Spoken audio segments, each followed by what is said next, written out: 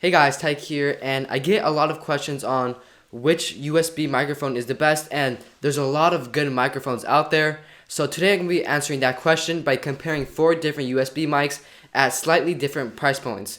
The Razer Seiren X, the Blue Yeti, the Samson G Track Pro, and the Rode NT USB. Let's get started.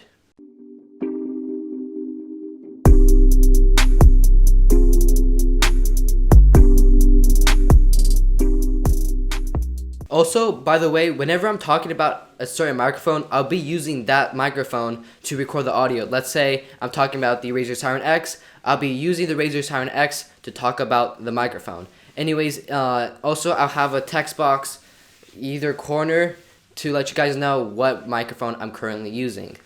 So let's start off with the pricing, and going from least expensive to most expensive, we have the Razer Seiren X retailing at $99, the Blue Yeti at $129, the Samson G Track Pro at $149, and the Rode NT USB at $169.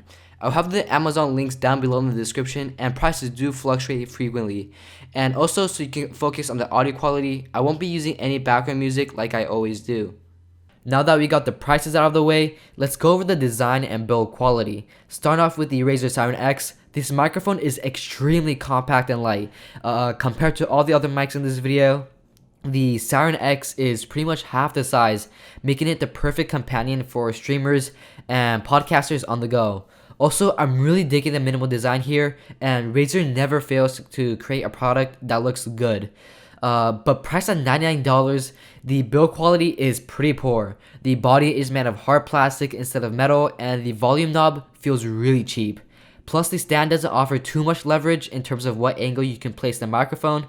Luckily, this does have a 5/8 mic mount, so you can mount this into boom poles, which for streamers is a huge plus. Moving on to the Blue Yeti, the one thing that stands out with this microphone is that Blue offers multiple color options. Here I have the blackout model, which I think looks the best.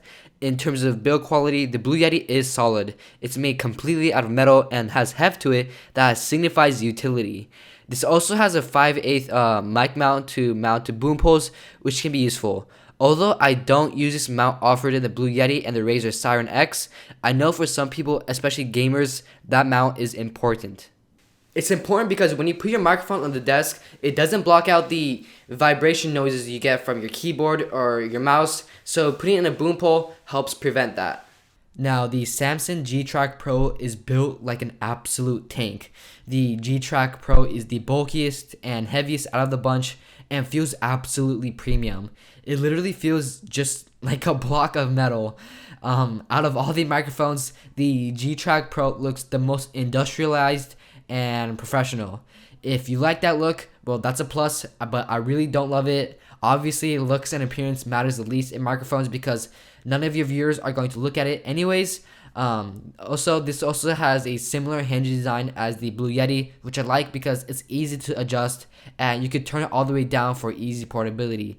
But seeing how bulky and heavy the G Track Pro is, this microphone is definitely not meant to be portable and travel friendly. Last but not least, the Rode NT USB. The Rode NT USB definitely looks the most contemporary and sophisticated, but there are some significant design flaws. But first, let's talk about the positives, and this is a very good looking microphone. The matte black finish and all of that makes it look like a high quality device. But other than that, it's okay. The build quality is meh with metal and plastic, and unlike the other 3 microphones that has a solid base, this has a mini tripod contraption. Alright, I'll give it to you. It looks cool. I mean, like the tripod and stuff like that, it looks cool, but it's dysfunctional.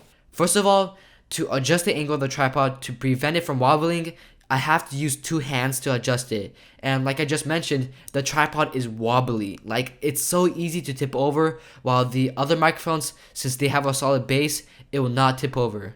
Okay, now that we got the design and build quality out of the way, let's talk about the features, starting with the Razer Seiren. So the Razer Seiren has one set pattern, and it's super cardioid. Okay, so like I could do a quick test here. Okay, so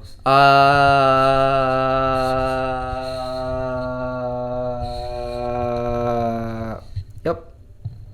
Okay, I don't know if the audio peaked or anything like that. Too bad. But anyways, for streamers and for myself, Cardioid is basically the only power that you need, and if you do need any other modes, which I never encountered a scenario where I needed to use any other modes like omnidirectional, bidirectional, or stereo, but if you do need other modes, then you're out of luck. Also, this has a convenient mute switch up in the front, which is a really nice feature, and this also has latency-free monitoring with the headphone jack, which is a feature that all of the microphones in this video has. Also, I like to mention that this uses a micro USB port, which is convenient and has a really nice braided cable included. Moving on to the Blue Yeti, the Blue Yeti has a lot of different recording patterns. It has cardioid, stereo, omnidirectional, and bidirectional. Cardioid is obviously used when you're by yourself, so I'm using cardioid right now, and it blocks out all the other noises from other directions. And when you're using stereo, it uses the left and right channel to record the audio for more of a realistic sound. And omnidirectional is recording sound from all over, so for conferences and stuff like that, it's really useful. And bidirectional is front and back, which can be useful for two people podcast. Also, this has a gain knob on the microphone itself to adjust the gain, has a mute switch too, and a headphone jack. Now, with the Samson G Track Pro, this is feature packed, especially if you use an instrument like guitars, drums, or keyboard, because this has a 1/4 inch instrument input, so this is an audio interface as well, which is mind-blowing for the price. So if you are looking for a microphone to use with an instrument and you're an artist, then this is a no-brainer. But I mean, I don't use an instrument, so it really doesn't matter for me, but like, come on, like, it's pretty cool that you could do that. Anyways, this also has multiple recording patterns, cardioid, bidirectional, and omnidirectional. Also, this has a mono and 2-track switch, a mute switch, and you can adjust the instrument level and mic level independently, which is awesome to see. Also, this has a headphone jack with an on and off switch, and overall, this is a feature-packed microphone. With the most expensive mic, the Rode NT USB. This is also a cardioid only microphone, which is fine for me, and for most people, I think that's fine. And the cool thing about this microphone is that it includes a pop filter. It's definitely nice to see and a unique feature. Although this doesn't have a gain adjuster like the Razer Seiren, which you can easily adjust on your computer anyways, this has a monitoring level adjuster. So there are 2 knobs on the side. The bottom one is just a regular headphone volume knob, but the top one is interesting. So when you're monitoring through your headphones, you can adjust how much what you're listening to is your voice and the computer sound. For example, let's say you're gaming, you can listen to both the game sounds and your voice, and if you just want to hear your voice, you can do that, or you could do the completely opposite and just listen to the game. It's really useful, and I feel like for some people, that's a really handy feature. Now with the audio quality, let's start with the Razer Seiren X. The Razer Seiren X sounds good, and for most people, for streamers, it's definitely passable. And for $99, it is a good sounding microphone. But compared to the other microphones in this video, it definitely does not sound the best. But for most people, it does sound good. And the only issue that I have with this microphone is that the S sound, the sibilance, sounds a little too harsh in this microphone.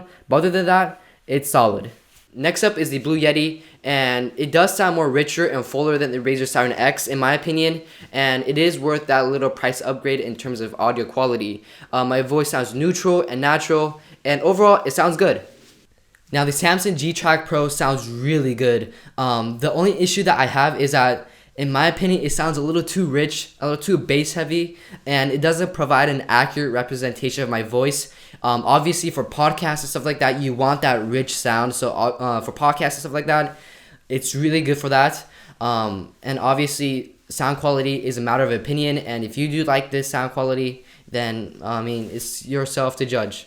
Last but not least, the Rode NT USB. In my opinion, this is the best sounding microphone out of the bunch, which is to be expected since it is the most expensive mic. It has basically the same exact sound signature as the Blue Yeti, but just more clear, natural, and more crisp. Well, that's basically it, guys. Those were the 4 USB mics compared in this video. If you're a streamer and a podcaster on the go and you travel a lot, then the Razer Seiren X is your choice. If you use an instrument, then the Samsung G Track Pro is obviously your choice. And the two rest is the Rode NT-USB and the Blue Yeti. Choose the Blue Yeti if you're on a budget and you need those different cardioid patterns like omnidirectional, bidirectional, cardioid, and stereo. And if you just care about cardioid and you only use it for yourself and you don't care about the price, then choose your Rode NT-USB. Well, that's basically it, guys. If you like this video, make sure to thumbs up and subscribe for more similar content like this. Thanks for watching, guys, and I catch you guys in the next video.